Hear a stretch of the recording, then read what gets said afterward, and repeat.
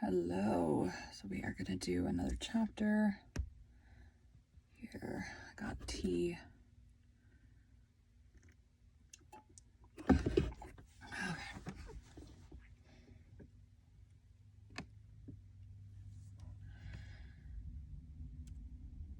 Welcome to Bite at a Time Books, where we read you your favorite classics one bite at a time. My name is Bree Carlisle, and I love to read. I wanted to share my passion with listeners like you.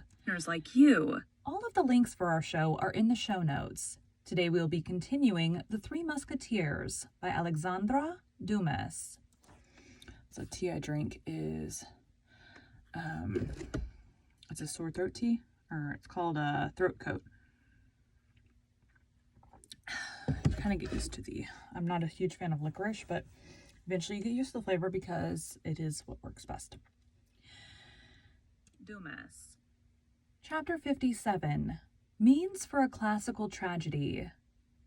After a moment of silence employed by my lady and observing the young man who listened to her, my lady continued her recital. It was nearly 3 days since I had eaten or drunk anything. I suffered frightful torments. At times there passed before me clouds which pressed my brow, which veiled my eyes. This was delirium. When the evening came, I was so weak that every time I fainted, I thanked God, for I thought I was about to die. In the midst of one of these swoons, I heard the door open. Terror recalled me to myself. He entered the apartment, followed by a man in a mask. He was masked likewise, but I knew his step. I knew his voice. I knew him by that imposing bearing which hell had bestowed upon this person for the curse of humanity. Well, said he to me, have you made up your mind? Well, said he to me, have you made your mind up to take the oath I requested of you? You have said Puritans have but one word. Mine you have heard, and that is to pursue you on earth to the tribunal of men, in heaven to the tribunal of God. You persist, then? I swear it before the God who hears me, I will take the whole world as a witness of your crime, and that until I have found an avenger. You are a prostitute, said he in a voice of thunder, and you shall undergo the punishment of prostitutes. Branded in the eyes of the world you invoke, try to prove to that world that you are neither guilty nor mad. Then addressing the man who accompanied him, Executioner, said he, do your duty. On his name. His name, cried Felton, his name, tell it me. Then in spite of my cries, in spite of my resistance, for I began to comprehend that there was a question of something worse than death. The executioner seized me, threw me on the floor, fastened me with his bonds, and suffocated by sobs, almost without sense, invoking God, who did not listen to me. I uttered all at once a frightful cry of pain and shame. A burning fire, a red-hot iron. The iron of the executioner was imprinted on my shoulder. Felton uttered a groan. Here, said my lady, rising with the majesty of a queen. Here, Felton, behold the new martyrdom invented for a pure young girl, the victim of the brutality of a villain. Learn to know the heart of men, and henceforth make yourself less easily the instrument of their unjust vengeance. My lady with a rapid gesture opened her robe, tore the cambric that covered her bosom, and read with feigned anger and simulated shame, showed the young man the ineffaceable impression which dishonored that beautiful shoulder.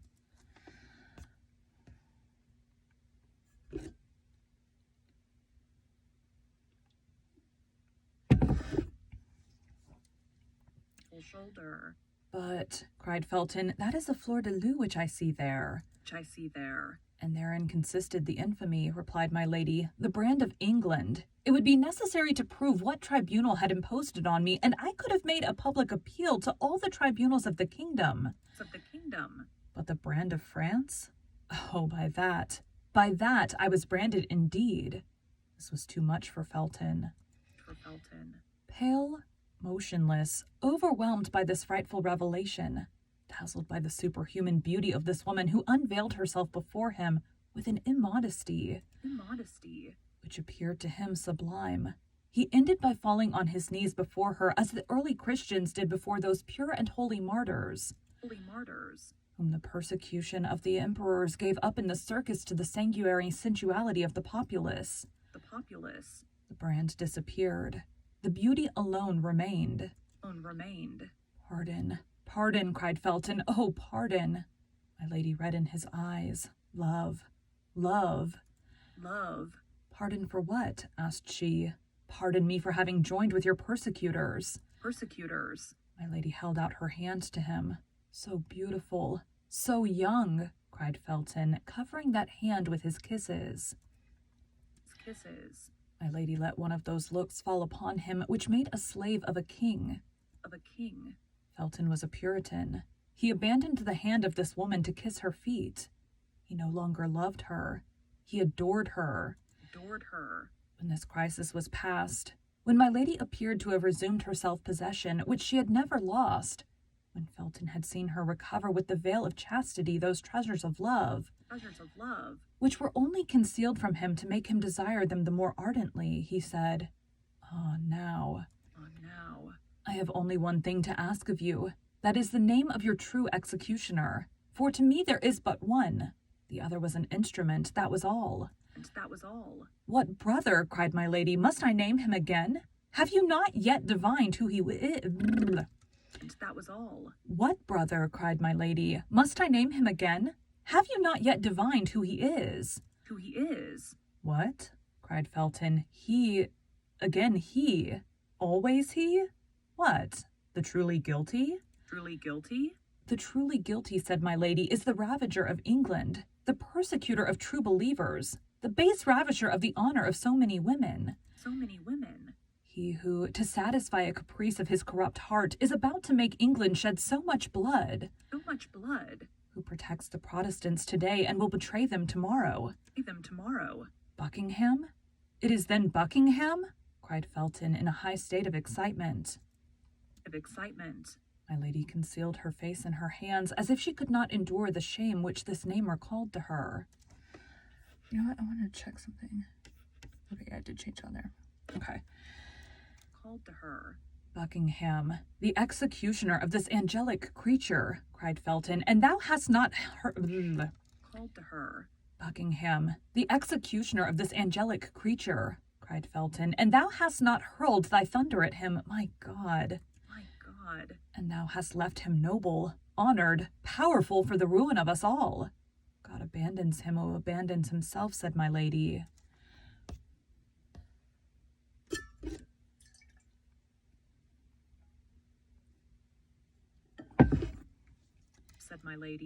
"But he will draw upon his head the punishment reserved for the damned," said Felton with increasing exultation. "He wills that human vengeance should precede celestial justice. Men fear him and spare him." "I," said Felton, "I do not fear him, nor will I spare him." The soul of my lady was bathed in an infernal joy. "But how can Lord de Winter, my protector, my father," asked Felton, "possibly be mixed up with all this?" "Listen, Felton," resumed my lady, "for by the side of base and contemptible men there are often found great and generous natures. I had an affianced husband, a man whom I loved and who loved me. A heart like yours, Felton, a man like you. I went to him and told him all. He knew me, that man did, and did not doubt an instant. He was a nobleman, a man equal to Buckingham in every respect. He said nothing. He only girded on his sword, wrapped himself in his cloak, and went straight to Buckingham Palace." Yes, said Felton. "I understand how he would act, but with such men it is not the sword that should be employed. It is the poniard." Buckingham had left England the day before, sent as ambassador to Spain to demand the hand of the infanta for King Charles I, who was then only Prince of Wales. My affianced husband returned. "Hear me," said he, "this man has gone, and for the moment has consequently escaped my vengeance. But let us be united, as we were to have been, and then leave it to Lord de Winter to maintain his own honor and that of his wife." "Lord de Winter?" cried Felton. Yes, said my lady, Lord de Winter, and now you can understand it all, can you not? Can you not? Buckingham remained nearly a year absent. A week before his return, Lord de Winter died, leaving me his sole heir. His sole heir? Whence came the blue? His sole heir. Whence came the blow? God, who knows all, knows without doubt, but as for me, I accuse nobody. Accuse nobody? Oh, what an abyss! What an abyss! Cried Felton. Lord de Winter died without revealing anything to his brother. The terrible secret was to be concealed till it burst like a clap of thunder over the head of the guilty. Your protector has seen with pain this marriage of his elder brother with a portionless girl. I was sensible that I could look for no support from a man disappointed in his hopes of an inheritance. I went to France, with a determination to remain there for the rest of my life. But all my fortune is in England. Communication being closed by the war, I was in want of everything. I was then obliged to come back again. 6 days ago I landed at Portsmouth. Well, said Felton.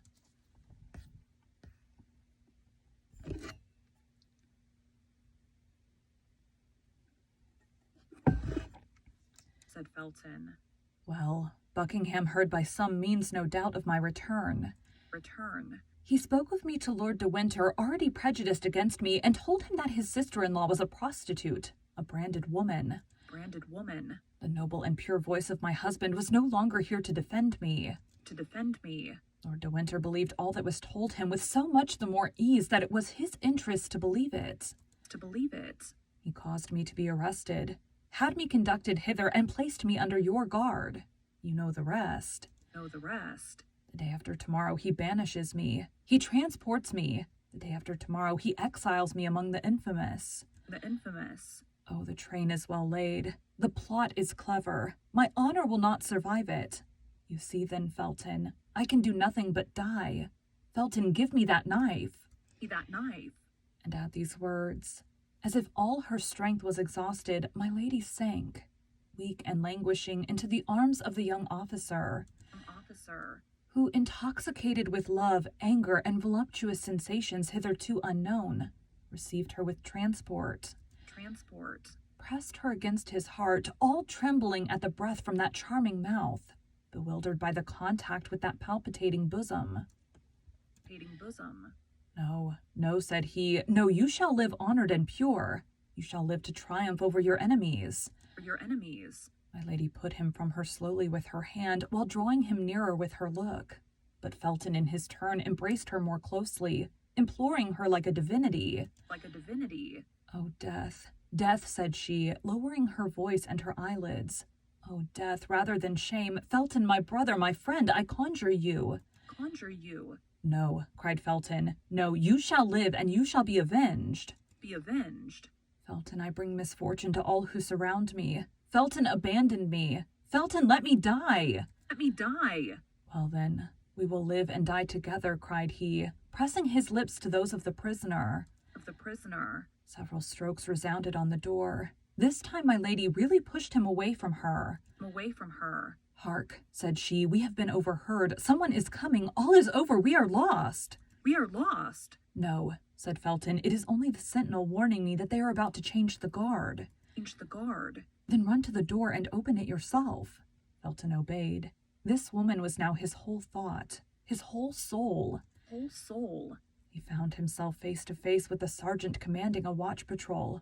Well, what is the matter? Asked the young lieutenant. You told me to open the door if I heard anyone cry out, said the soldier, but you forgot to leave me the key. I heard you cry out. Without understanding what you said, I tried to open the door, but it was locked inside. Then I called the sergeant. And here I am, said the sergeant. Felton, quite bewildered, almost mad, stood speechless. My lady plainly perceived that it was now her turn to take part in the scene. She ran to the table, and seizing the knife which Felton had laid down, exclaimed, "And but why—" She ran to the table, and seizing the knife which Felton had laid down, exclaimed, "And by what right will you prevent me from dying?" Great God, exclaimed Felton on seeing the knife glittering in her hand. almost done. This was a lot shorter than the last one. In her hand. At that moment, a burst of ironical laughter resounded through the corridor. The Baron, attracted by the noise in his chamber gown, his sword under his arm, stood in the doorway. "Ah," said he, "here we are at the last act of the tragedy. You see, Felton, the drama has gone through all the phases I named, but be easy. No blood will flow." My lady perceived that all was lost unless she gave Felton an immediate and terrible proof of her courage. "You are mistaken, my lord. Blood will flow, and may that blood fall back on those who cause it to flow." Felton uttered a cry and rushed toward her. He was too late. My lady had stabbed herself. But the knife had fortunately, we ought to say skillfully, come in contact with the steel busk, which at that period, like a cuirass, defended the chests of women. It had gilded down it, tearing the robe, and had penetrated slantingly between the flesh and the ribs. My lady's robe was not the less stained with blood in a second. My lady fell down and seemed to be in a swoon. Felton snatched away the knife. "See, my lord," said he in a deep, gloomy tone. "Here is a woman who is under my guard and who has killed herself." "Be at ease, Felton," said Lord de Winter. "She is not dead. Demons do not die so easily. Be tranquil, and go wait for me in my chamber." "But, my lord—" "Go, sir, I command you." At this injunction from his superior, Felton obeyed. But in going out, he put the knife into his bosom. As to Lord de Winter, he contented himself with calling the woman who waited on my lady, and when she was come, he recommended the prisoner, who was still fainting, to her care, and left them alone. Meanwhile, all things considered, and notwithstanding his suspicions, as the wound might be serious, he immediately sent off a mounted man to find a physician.